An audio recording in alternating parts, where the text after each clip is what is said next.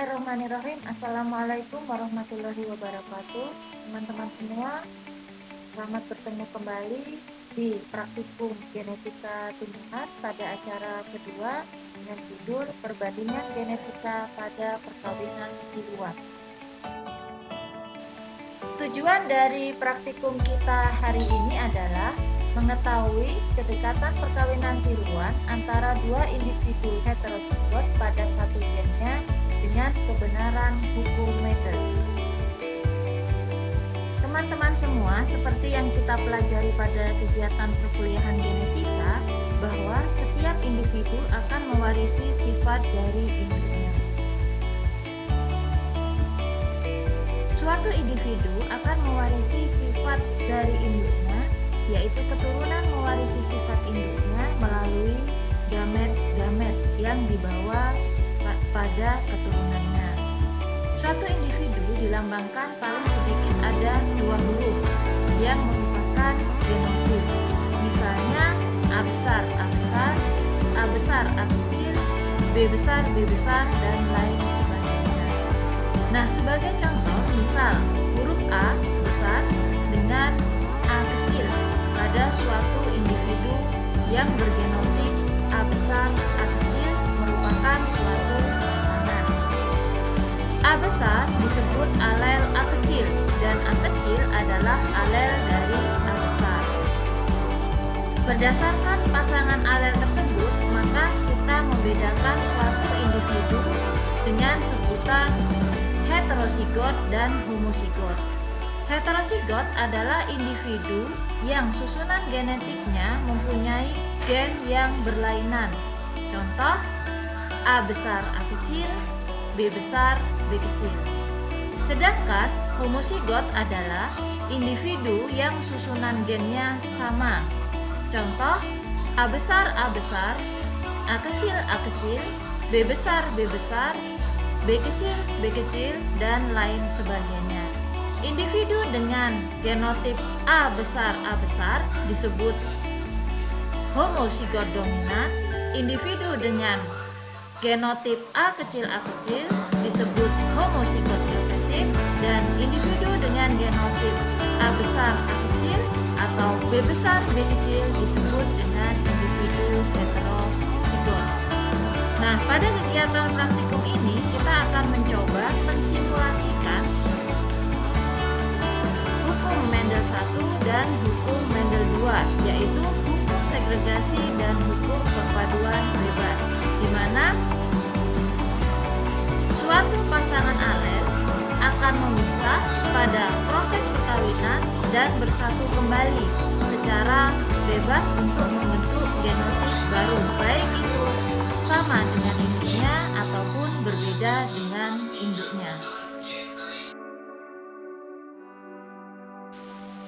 Mari kita simak bersama-sama simulasi perkawinan tiruan berikut ini. Ya, baik teman-teman, untuk perkawinan tiruan pada praktikum hari ini kita punya dua individu. Ini individu A, itu adalah tetua betina, kemudian individu B itu adalah tetua jantan. Nah, kita tahu bahwa pada masing-masing individu itu memiliki kromosom. Di dalam kromosom itu ada genotip, dan di dalam genotip ada pasangan alel. Dalam perkawinan itu kita mengistilahkan bahwa pasangan alel itu adalah gamet. Nah, di sini kita punya kancing berwarna merah. Ini kita anggap adalah alel A besar. Kemudian kancing berwarna putih itu kita anggap sebagai alel A kecil. Nah, selanjutnya di dalam satu individu ini akan terdapat banyak gen. Nah, kita akan memasukkan 100 kancing berwarna merah ke dalam kantong ini, dan juga 100 kancing berwarna putih ke dalam kantong ini, yang artinya kancing-kancing ini adalah gamet-gamet dari suatu individu. Nah, untuk individu B yang kita anggap sebagai tetua jantan, sama, kita masukkan juga kancing berwarna merah sejumlah 100. Ini mewakili gamet A besar. Kemudian yang kancing berwarna putih kita masukkan juga 100 juga, ini mewakili gamet A kecil. Jadi A besar dan A kecil adalah pasangan alel dari suatu individu. Setelah kita masukkan seperti ini, nah maka kita mendapatkan ada gamet di dalam individu tersebut yang merupakan A besar dan juga A kecil. Selanjutnya ini kita acak, gamet-gamet ini kita acak, kita anggap ada perpaduan antara gamet-gamet yang ada di dalam suatu individu. Nah, baik teman-teman, kita sudah mendapatkan gamet-gamet pada individu A, kemudian gamet-gamet pada individu B. Kita lakukan pengacakan pada dua individu A dan dua individu B. Nah, selanjutnya kita akan mencoba melakukan simulasi perkawinan tiruan. Nah, caranya kita mengambil tanpa melihat, yaitu gamet-gamet yang ada pada kantong individu A dan individu B secara bersamaan. Nah, jika yang muncul adalah kancing warna merah dan kancing warna putih, maka kancing warna merah itu adalah alel A besar. Kancing berwarna putih itu adalah A kecil yang merupakan pasangannya. Maka genotip yang terbentuk adalah A besar, A kecil. Selanjutnya ini kita masukkan lagi ke dalam kantong. Kita lakukan simulasi perkawinan yang kedua. Nah, jika yang muncul adalah kancing berwarna putih dan kancing berwarna putih juga untuk individu B, maka genotip yang terbentuk adalah A kecil, A kecil. Kemudian kita lakukan lagi simulasi berikutnya. Nah, jika yang muncul adalah merah dan merah, maka ini genotipnya adalah A besar, A besar. Kegiatan perkawinan tiruan ini kita lakukan sebanyak 50 kali, 70 kali, dan 100 kali. Kemudian hasilnya kita catat di tabel 2. Pada kegiatan simulasi perkawinan tiruan, kita lakukan dalam 3 ulangan. Yang pertama yaitu pada frekuensi perkawinan 50 kali, yang kedua pada frekuensi perkawinan 70 kali, dan yang ketiga pada frekuensi perkawinan 100 kali. Berikut ini hasil simulasi perkawinan tiruan. Pada perkawinan 50 kali, maka kita dapatkan genotip A besar adalah 12, kemudian genotip A kecil 30, dan genotip A kecil 8. Selanjutnya, pada frekuensi perkawinan 70 kali, kita dapatkan genotip A besar 20, A kecil 40, dan A kecil 10. Dan yang terakhir, pada frekuensi perkawinan 100 kali, kita dapatkan genotip A besar 25, A kecil 55, dan A kecil 20 individu. Teman-teman, silakan dari data hasil simulasi perkawinan tiruan dimasukkan pada tabel yang sudah kita sediakan, yaitu pada tabel 2. Untuk data hasil simulasi perkawinan tiruan silahkan dimasukkan pada kolom observasi atau pengamatan dalam kurung O. Selanjutnya, untuk nilai harapan atau expected dalam kurung E itu adalah dimasukkan data sesuai dengan hasil perkawinan Mendel dengan rasio 1:1 yang disesuaikan dengan jumlah simulasi perkawinan.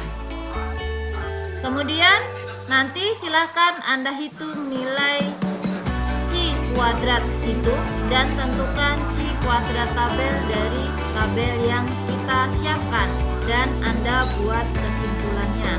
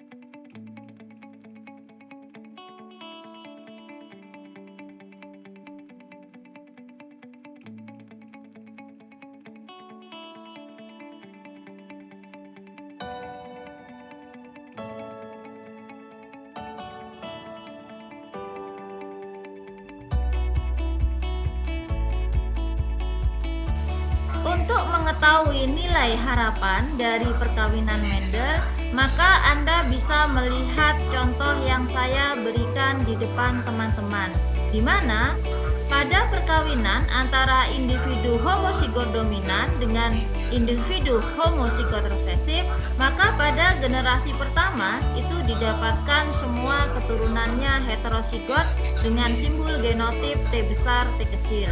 Selanjutnya, pada generasi kedua ini Anda gunakan sebagai data nilai harapan atau E, di mana mendapatkan rasio untuk genotip yaitu T besar 1, T besar T kecil 2, dan T kecil 1. Silahkan disesuaikan dengan jumlah perkawinan tiruan yang sudah kita lakukan. Teman-teman semua, untuk tabel Chi-square bisa dilihat pada tabel yang kita sediakan dengan taraf kepercayaan 95% atau peluang 0,05. Untuk derajat bebas adalah jumlah kejadian dikurangi 1 atau genotip yang kemungkinan muncul dikurangi 1. Baik teman-teman semua, itulah materi yang kita sajikan untuk pengantar praktikum genetika pada hari ini. Untuk selanjutnya kami persilakan kepada teman-teman untuk membuat laporan praktikum dengan cara 1. Melengkapi tabel 2, 3, 4, dan 5 sesuai dengan petunjuk yang sudah kita berikan. Yang kedua itu adalah membuat pembahasan. Yang ketiga membuat kesimpulan. Dan yang terakhir lengkapi daftar pustaka.